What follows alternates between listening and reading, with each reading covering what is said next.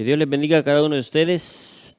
Damos gracias a Dios por la oportunidad de transmitir la palabra del Señor. El tema de hoy, la verdad acerca del diezmo. Este tema está basado en 4 preguntas o en 4 casos.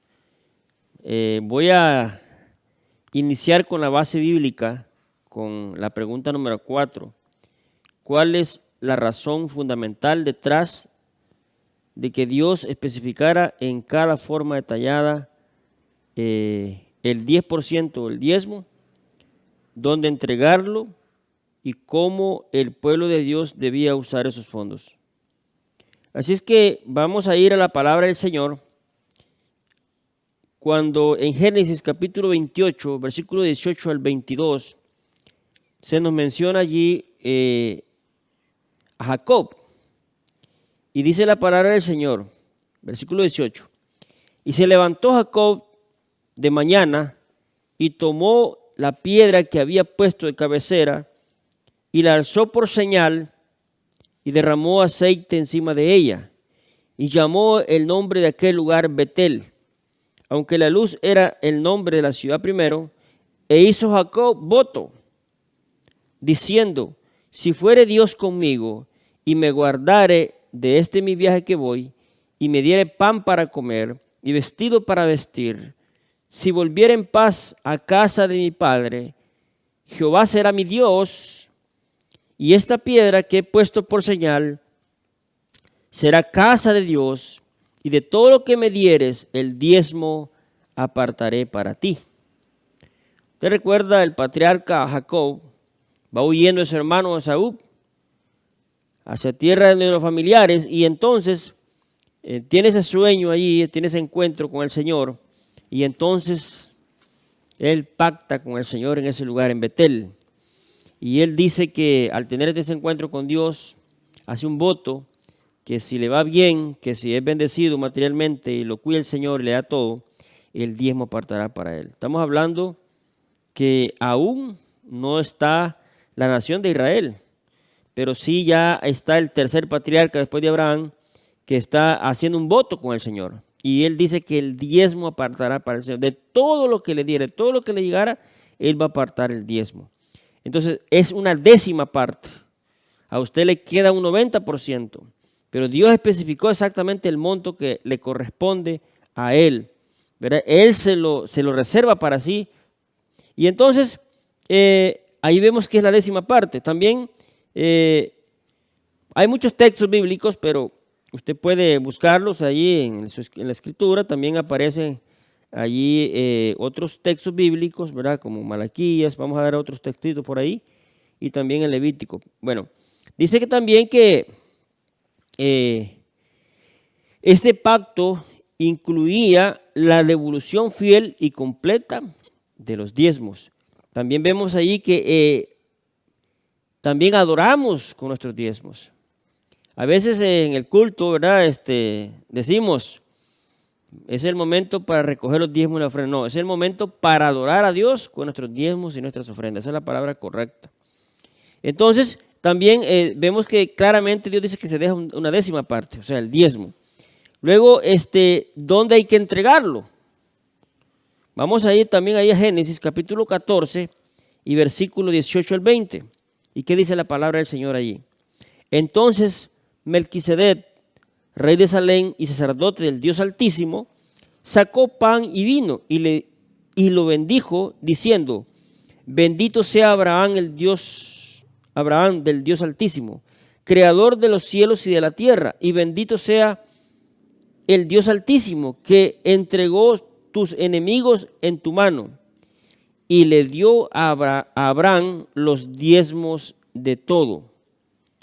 El diezmo se devuelve a Dios como un reconocimiento que Él es el creador, por lo tanto el propietario de todo cuanto existe. Ustedes ven allí, ¿verdad? Melquisedec, ese sacerdote,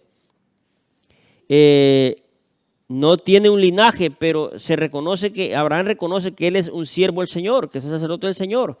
Y entonces se lo da a él porque él ministra la palabra del Señor. Tiene un ministerio, él lo reconoce.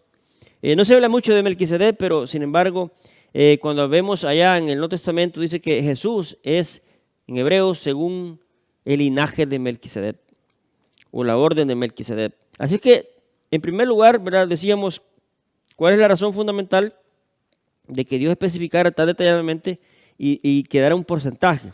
Ya vimos que Él se reserva ese porcentaje y los patriarcas deciden, ¿verdad?, darle la 10ª parte. Aquí vemos que a quién o dónde entregarlo, pues donde está el ministro, donde está el servicio, donde está el ministerio, en la iglesia, por supuesto. Allí se entrega lo que es el diezmo, se hace llegar, ¿verdad?, la tesorería de la iglesia. En ese caso, allí estaba, ¿verdad?, Melquisedec se lo dio a él porque él ministraba. La otra dice cómo el pueblo de Dios debía usar esos fondos. ¿Cómo? Entonces, vamos a ver allí en Levítico, capítulo 25, del 30 al 32, dice allí el versículo 30 de Levítico, 25, 30 y 32. Y el diezmo de la tierra, así de la simiente de la tierra como del fruto de los árboles, de Jehová es cosa dedicada a Jehová. Y si alguno quisiera rescatar algo del diezmo, añadirá la 5ª parte de su precio por ello. Y todo diezmo de vacas o ovejas, de todo lo que pasa bajo la vara, el diezmo será consagrado a Jehová. Es decir, mis queridos, ¿cómo el pueblo de Dios debe usar esos fondos? Es para el sostenimiento del ministerio. En ese caso, ¿verdad?, los levitas, los sacerdotes recibían el diezmo. Entonces, es para ministrar, es para el ministerio. Aquí claramente dice, ¿verdad?, que es una cosa consagrada a Jehová para poder dárselos a los levitas, para poder dárselos a los sacerdotes. Entonces, en este caso, ¿verdad?, hay que entregarlos para la predicación del ministerio, para la predicación del evangelio. Y eso lo hacen, pues, los siervos del Señor. Entonces, hay que entregarlo a la iglesia. Entonces, hay que entender que el diezmo debe tener esa característica, es una cosa consagrada a Jehová. Es una porción distinta, apartada, escogida, que no debe ser tratada ni usada de cualquier manera, sino llanamente para predicar el evangelio y para eso hay que sostener el ministerio. Entonces dice el versículo de Números capítulo 18, versículo 20 y 21. Dice ahí la palabra del Señor. Números 18, 20 y 21.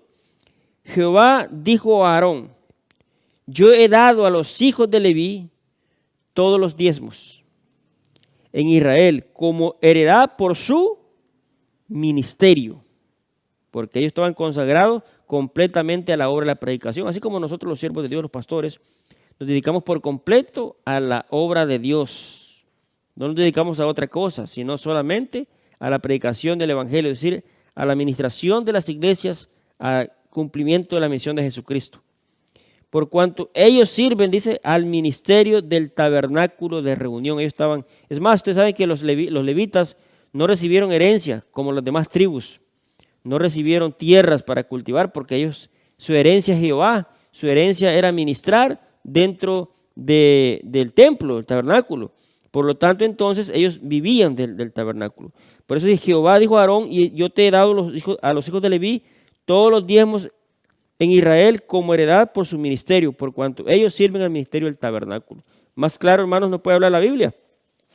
Entonces también encontramos, ya en el Nuevo Testamento, ¿verdad?, el apóstol Pablo hablando a los corintios, dice en 1 Corintios 9, 13 y 14, ¿no sabéis que los que trabajan en las cosas sagradas comen del templo y que los que sirven del altar participan?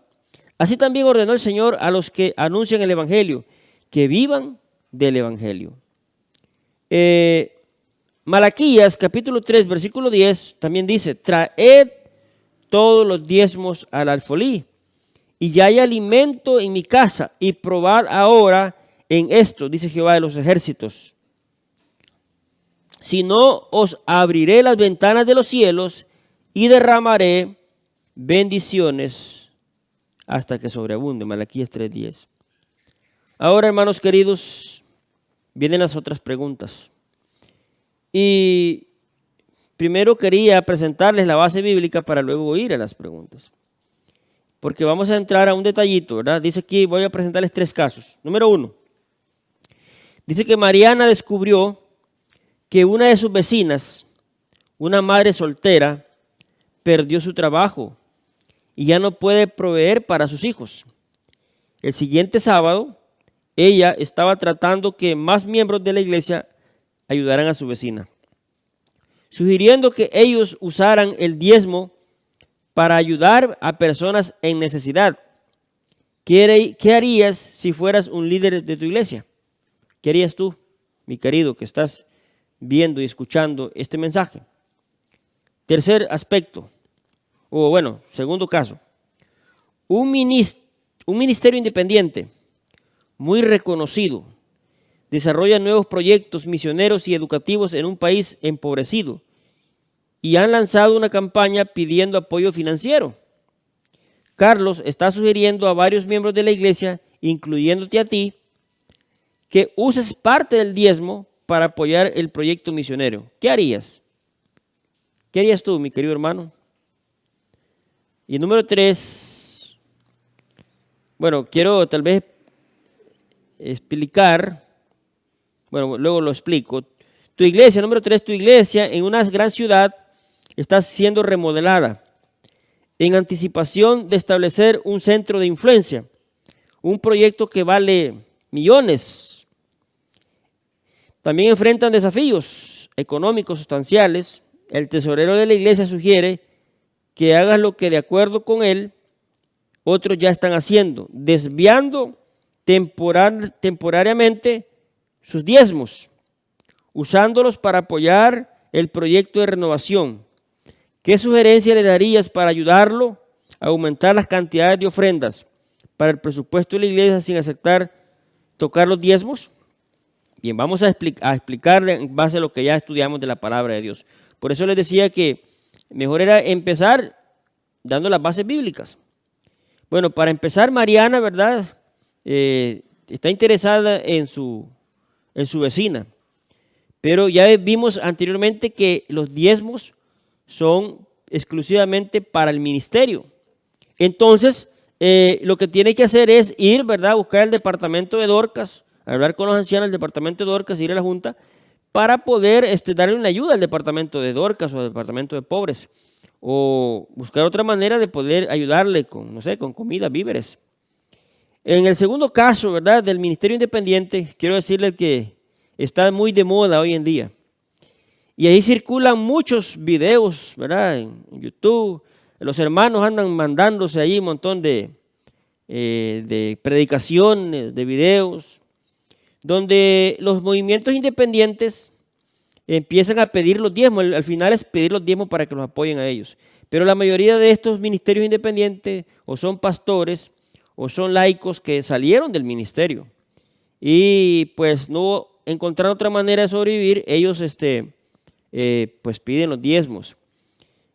Como ustedes ven, en la iglesia en el Antiguo Testamento estaba organizada, estaba el tabernáculo que Dios había establecido, a Aarón y al sacerdocio y a los hijos de Leví.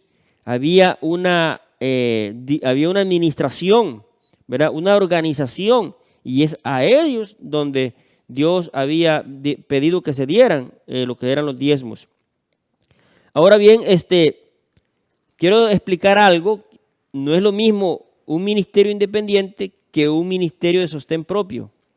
Existen ministerios de sostén propio que ellos mismos, pues algunos hermanos son empresarios, o los hermanos ellos mismos de sus ganancias, ellos tienen un ministerio, pero son de sostén propio porque ellos mismos sostienen de fondos que ellos consiguen, que ellos tienen, que ellos producen, y entonces estos apoyan a la iglesia organizada. Y entonces son ministerios de salud, ¿verdad?, ministerios de alabanza, ministerios de predicación, y así, por ejemplo, como Carter Report, ¿verdad?, ciertos ministerios que ellos van y predican, pero que apoyan, son de apoyo a la iglesia, son de sostén propio, pero de apoyo a la iglesia, apoyan a las iglesias locales, a las misiones locales, a los campos locales, a las uniones. No están separadas de la iglesia. En cambio, los ministerios independientes, ellos sí. Y los de sostén propio nunca piden diezmos. Los hermanos no piden diezmos, ¿verdad? A veces pueden darles ofrendas, pero generalmente no andan pidiendo diezmos porque están claros que el diezmo es para el ministerio y se da a la iglesia.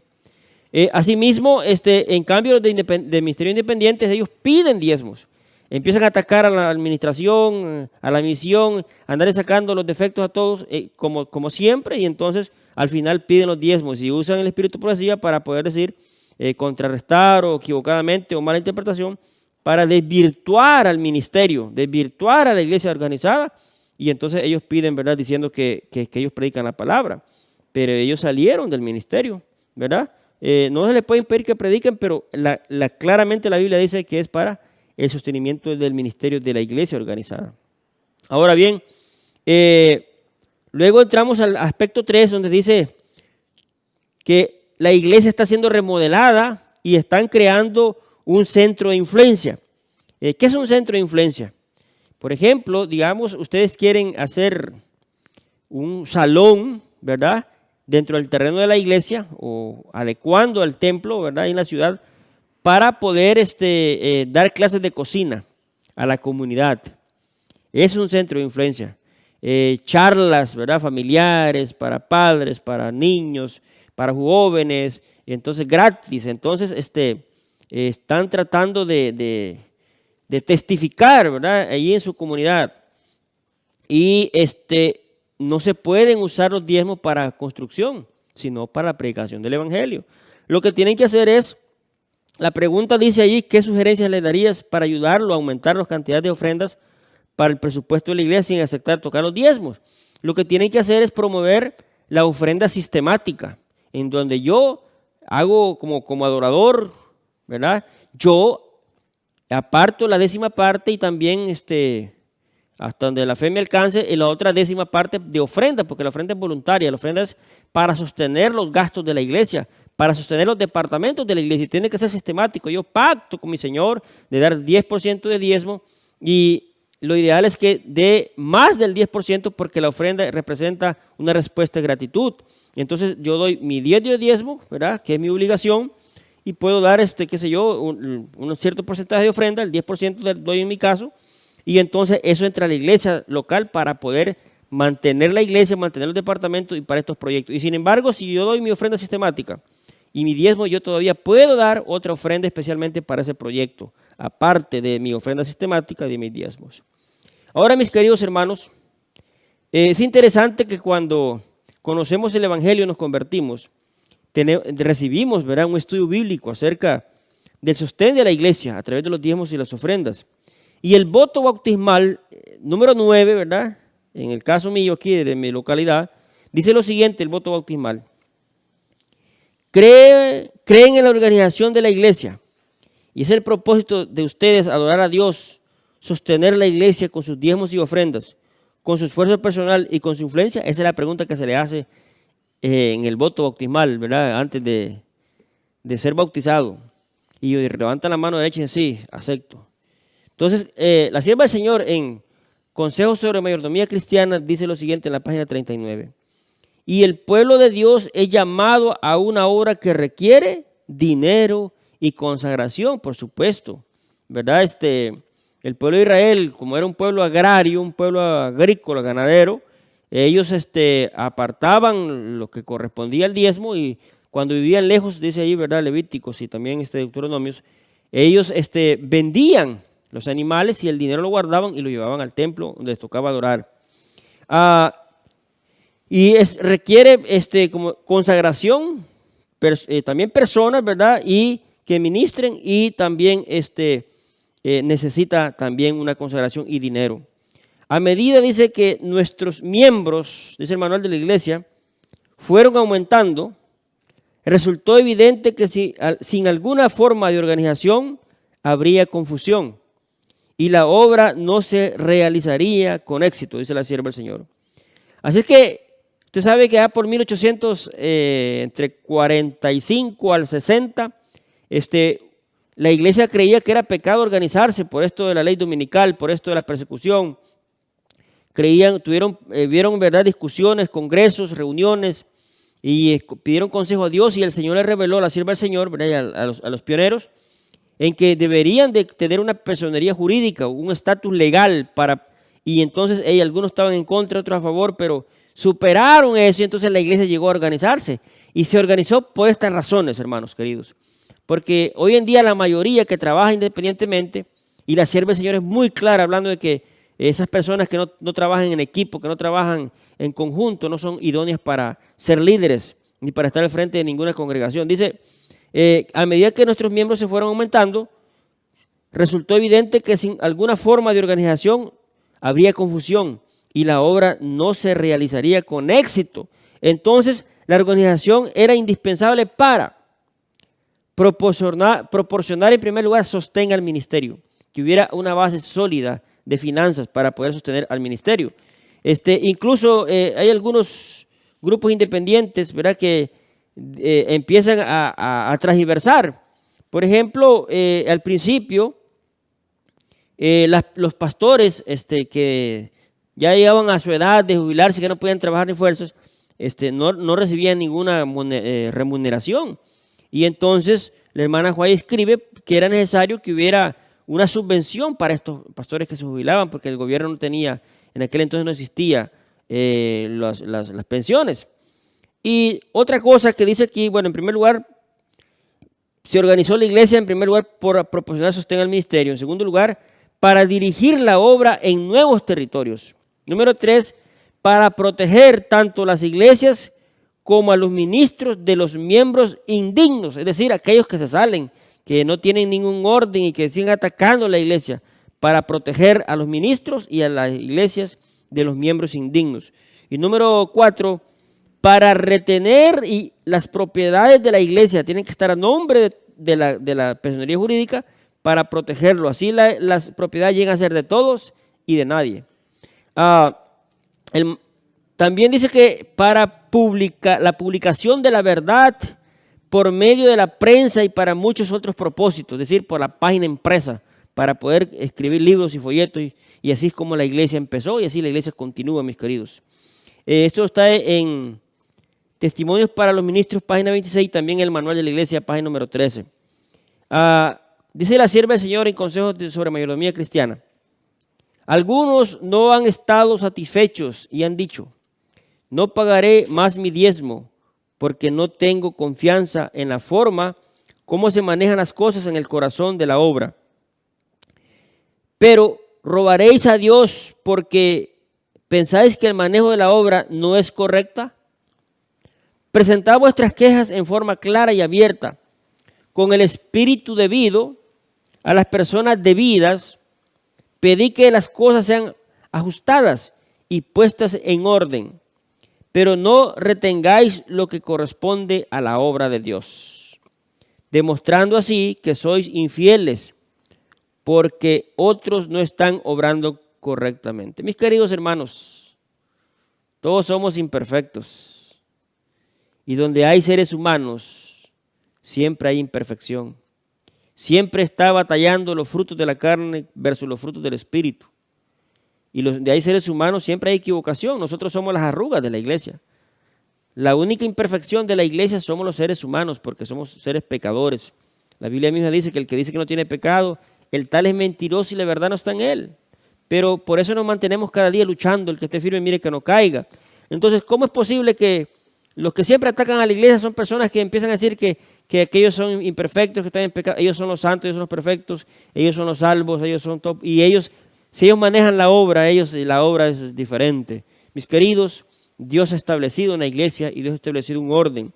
La invitación de Dios para nosotros es como dice Mateo 6:33.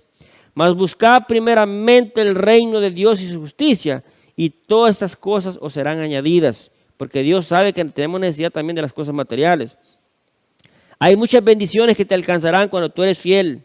Así como el pueblo de Israel en el desierto, dice Deuteronomio 29:5, la ropa y los zapatos nunca envejecieron durante los 40 años. La ropa y los zapatos te durarán más, mis queridos, si tú eres fiel. Malaquías 3:10 y 12, hasta el 12 dice, abriré las ventanas de los cielos y derramaré bendiciones hasta que sobreabunden. Dios siempre te va a bendecir, te va a multiplicar. Y incluso, hermanos queridos, 1 Reyes 17, ahí dice que los cuervos, ¿verdad?, y las viudas proveyeron a los siervos del Señor. Así es que Dios siempre va a proveerte, Dios siempre va a enviar, ¿verdad?, humanos o cuervos en forma de humanos para poder socorrerte. Y también dice Isaías 33:16, El pan y el agua estarán seguros para ti.